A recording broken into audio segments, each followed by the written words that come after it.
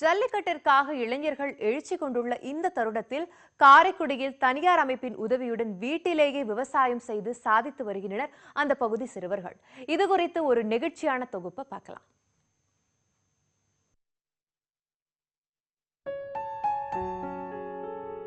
இப்படி சிறுவர்கள் ஒன்றாக கூடியிருப்பது விளையாடுவதற்கல்ல, விவசாயம் செய்வது குறித்து கலந்து ஆலோசிக்க. பார்க்கும் அனைவரையும் வியப்பில் ஆழ்த்தும் இந்த சிறுவர்கள் தங்களுக்கு தேவையான காய்கறிகளை தங்கள் வீட்டிலேயே வளர்த்து விவசாயம் மீதான தங்கள் ஆர்வத்தை அதிகப்படுத்தி வருவதாக கூறுகின்றனர் தனியார் அமைப்பைச் சேர்ந்தவர்கள்.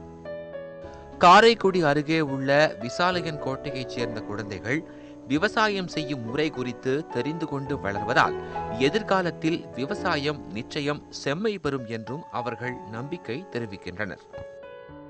நாட்டில் முதன்மையான தொழிலாக விவசாயம் இருந்தாலும் இளைய தலைமுறைக்கு அதை பற்றி போதிய விழிப்புணர்வு கிடைப்பதில்லை என்று ஆதங்கப்படுகின்றனர் இந்த சிறுவர்கள். இப்போ கிராமத்தில் விவசாயம் அழிஞ்சிக்கிட்டே வருது. அதை மேம்படுத்துறதுக்காண்டி தான் இந்த திட்டத்தை வச்சுருக்கோம். இப்போ விவசாயம் இப்போ நாங்கள் எங்கள் சங்கத்தில் 30 பேர் இருக்கோம்.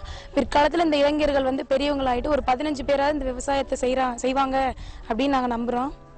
ஒரு குழுவாகச் சேர்ந்து இயற்கை முறையில் மட்டும் விவசாயம் செய்து வரும் இந்த சிறுவர்கள் ரசாயனம் கலந்த காய்கறிகளை முற்றிலும் தவிர்க்க வேண்டும் என்றும் கோரிக்கை விடுக்கின்றனர். நாங்கள் காலையில் எழுந்திரிச்சோன்னா இது செடிகளுக்கு ஃபுல்லாக தண்ணி ஊற்றுறோம், இயற்கை உரம் வைக்கிறோம், எல்லாம் வச்சு இதை பராமரிக்கிறோம். இதை பராமரித்து இந்த வீட்டில் காய்கறி தோட்டம் நம்மளுக்கு வெளியிலேருந்து கிடைக்கிறது கெமிக்கல் கலக்கிறாங்க. வீட்டில் இருந்தால் இயற்கையாக கிடைக்கிது, நம்ம சாப்பிட்றதுக்கு பயன்படுகிறது. தினமும் வீட்டிலே இருந்து நம்ம காய்கறி காசு கொடுத்து வாங்குறதுக்கு வீட்டிலே பயன்படுத்தி நம்மளே பராமரித்து சாப்பிட்லாம். வீட்டில் இருக்கிற மாதிரி சமைச்சு சாப்பிட்லாம். எங்கள் தோட்டத்தில் நாங்கள் கீரை வகைகள், காய்கறி, கத்திரிக்காய், வெண்டிக்காய், தக்காளி, இந்த மாதிரி நிறையா அன்றாட வாழ்க்கைக்கு தேவையான காய்கறிகள் நாங்கள் விளைவிக்கிறோம். காலையில் எந்திரிச்சதும் தோட்டத்துக்கு தண்ணி ஊற்றுறது, களை எடுக்கிறது, இந்த மாதிரி எங்கள் பெற்றோருக்கு நாங்கள் உதவி செய்கிறோம். இந்த மாதிரி வேலை செஞ்சுட்டு நாங்கள் பள்ளி படிப்பை தொடர்றோம்.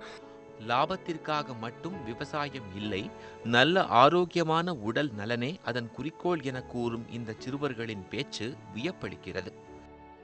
இவர்களை முன் உதாரணமாக கொண்டு தமிழகம் முழுவதும் உள்ள அனைத்து பள்ளிகளிலும் விவசாயம் குறித்த பொது அறிவு கற்பிக்கப்பட வேண்டும் என்பதே இந்த பகுதி மக்களின் எதிர்பார்ப்பு.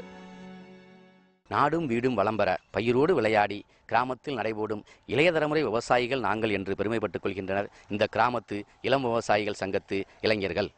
காரைக்குடியிலிருந்து முத்துராமலிங்கம், நியூஸ் 18 தமிழ்நாடு.